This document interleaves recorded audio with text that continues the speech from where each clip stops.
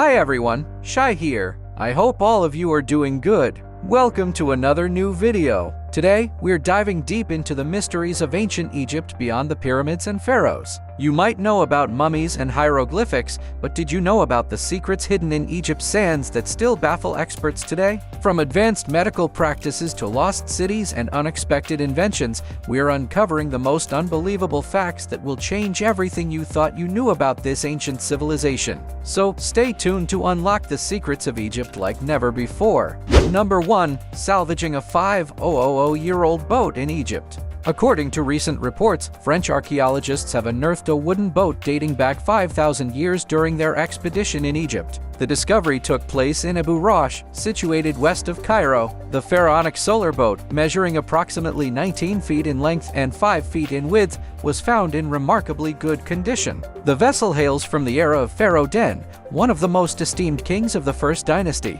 According to ancient beliefs, solar boats were intended to accompany pharaohs in the afterlife, thus being buried in close proximity to them upon death. The wooden planks of this particular boat are presently undergoing restoration before being exhibited in a museum. The wooden sheets of the boat have been transported to the National Museum of Egyptian Civilization, where restoration work will take place. The completion of the museum is expected in the near future, and it is anticipated that the restored boat will be showcased to the public sometime soon. The team of French archaeologists responsible for the discovery operates under the French Institute of Oriental Archaeology. Their excavation efforts in Abu Rosh have been ongoing since the early 1900s. Number 2. Ancient Egyptian board game of around 3,500 years ago. An intriguing ancient Egyptian game known as Senet served as a means to communicate with the departed. This board game held a prominent place in Egyptian society for approximately 2,500 years, reflecting a spiritual significance in its later stages. Recently, an expert claims to have stumbled upon a Senet board from this transformative period. Senet involved two players who each controlled 5 pawns, placing them on a grid of 30 squares arranged in 3 rows of 10. Through the roll of dice, players strategically maneuvered their pawns, aiming to guide all 5 to the ultimate finish point located in the lower right corner of the board. As time passed, Egyptian texts began describing Senet as a representation of the soul's journey through the realm of the dead. The newly discovered board showcases a significant development, featuring a hieroglyphic symbol depicting water on one square. Archaeologists interpret this symbol as representing a lake or river encountered by the soul during its passage through the underworld. Remarkably, it appears to be one of the earliest visual representations of this aspect of the afterlife journey on a Senet board. This remarkable discovery sheds light on the evolution of Senet as a game intertwined with the concept of the afterlife, solidifying its status as the original board game. Number 3. Apparently, the Egyptians had their own pregnancy test dating back to 1350 BC. Of course, it didn't look anything like a modern pregnancy test with the famous blue line, but it did nonetheless involve urine. Yes, that would be pee. They discovered a papyrus that outlines a method wherein a potentially pregnant woman would pee on wheat and barley seeds over several days. According to the document, if the barley grew, it indicated the possibility of a male child, while the growth of wheat signified a potential female child. If neither grew, it suggested that the woman would not conceive at all. In 1963, researchers conducted experiments to validate this ancient theory. Surprisingly, the findings revealed that approximately 70% of the time, the urine of pregnant women indeed stimulated seed growth, whereas the urine of non-pregnant women and men did not exhibit the same effect. Scholars have since recognized this as a groundbreaking discovery, as it may have been the earliest test capable of detecting a distinctive substance present in the urine of pregnant women. Some experts have postulated that elevated levels of estrogens in the urine of expectant mothers played a crucial role in the test's accuracy. This ancient Egyptian practice showcases their remarkable observation skills and early understandings of pregnancy-related biological changes. In a way, they were far more advanced than Middle-aged Europe, which came centuries later. Before moving on to the next point, I'd like to take a moment to introduce you all to my merchandise. You can support my content by getting your favorite products from my store or by simply joining my channel. Your support means a lot to me. Now, let's get back to the video.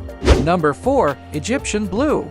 Step back in time over 5,000 years to the birth of a vibrant hue that captivated ancient Egypt, Egyptian blue. This synthetic pigment emerged around 3300 BC, making it the oldest of its kind in the world. From the bustling production centers of Amarna and Memphis to the stores of southern Italy near the Bay of Naples during the Roman era, Egyptian blue was highly sought after. Why was it so popular? For starters, Egyptian blue was a cost-effective alternative to indigo, a fancy dye imported all the way from India. This electric blue pigment was in high demand throughout the Roman Empire, fueling a bustling trade that brought color to the masses. And it was relatively easy to make. All you needed was sand, natron sodium carbonate or ash, and copper minerals or shavings, all combined to create a flour-like concoction.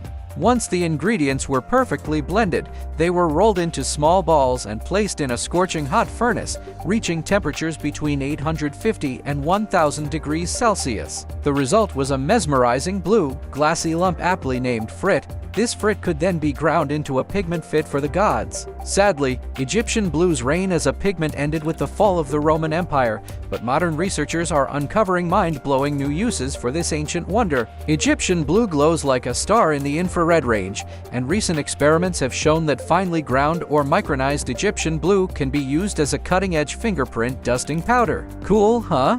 Number 5. The phenomenon of breaking the nose of statues. When you think of ancient Egyptian art, what comes to mind? Majestic statues of pharaohs, intricate sculptures of revered gods and goddesses, and oh right, the missing noses. It's a peculiar trait that has left experts puzzled and conspiracy theorists buzzing with wild theories. But what if we told you this wasn't just the result of the ravages of time? According to the tireless investigations of experts, this deliberate destruction of noses in ancient Egyptian art goes beyond mere happenstance. Grave robbers, it seems, had a clever trick up their sleeves. They believed that by mutilating these sacred sculptures, they could evade the wrath of vengeful spirits. You might think, but noses break off all the time, right? Sure, that's a valid point, but let us explain further. This phenomenon isn't limited to statues alone. Even scenes delicately carved into flat slabs have fallen victim to this targeted act of aggression. The consistency of this widespread destruction raises eyebrows. It's not mindless vandalism. It's driven by a twisted blend of political and religious motivations. For the ancient Egyptians, these sculptures were believed to house the essence of the individuals they represented. By smashing the nose, these grave-robbing culprits thought they could render the statue powerless, as if deactivating its very soul. Number 6. Ancient Egypt's mummification of animals. When you think of mummification, images of pharaohs adorned in gold, wrapped in linen, and entombed in pyramids probably come to mind. But what you might not know is that the ancient Egyptians took the mummification game to a whole new level by including our beloved furry friends. That's right, animal mummification was all the rage back in the day. Animals held a special place in Egyptian culture. They weren't just pets or sources of food, but were revered for religious reasons too. From cats to crocodiles, a whole menagerie of creatures found themselves embalmed for various purposes. Egyptians wanted to ensure their loyal companions had a ticket to the afterlife, so they gave them the full mummification treatment. Who wouldn't want their sidekick by their side in the great beyond? Certain animals were considered the physical manifestations of Egyptian deities. Take Bastet, the feline goddess, for example. Represented by a cat, Bastet was sacred throughout Egyptian history. Animals reigned supreme in ancient Egypt. Nearly half of all hieroglyphs depicted animals in some way. Egyptians believed that their survival, both physical and spiritual, depended on how they treated these creatures. It was serious business.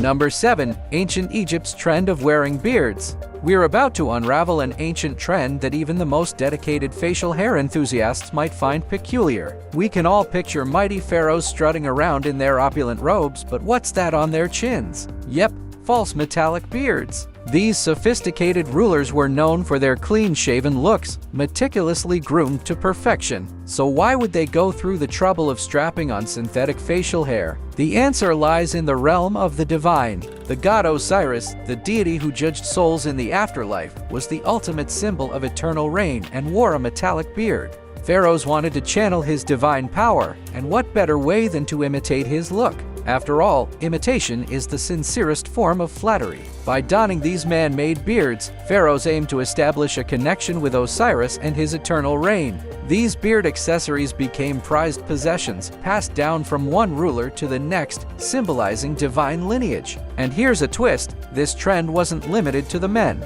Some female pharaohs, like the legendary Hatshepsut, who ruled Egypt for over 2 decades, also rocked the false beard. Talk about breaking gender norms in the name of divinity. So, that was all for today. I hope you have watched the video up to this timestamp. Make sure to press the like button if it amazed you. Press the subscribe button if you still haven't subscribed to the channel, as it's totally free. You can follow me on all social media platforms. All links are given in the description. You can also watch other cool stuff. The playlist link is also mentioned in the description. I will catch you up soon in the next video. Till then, peace out.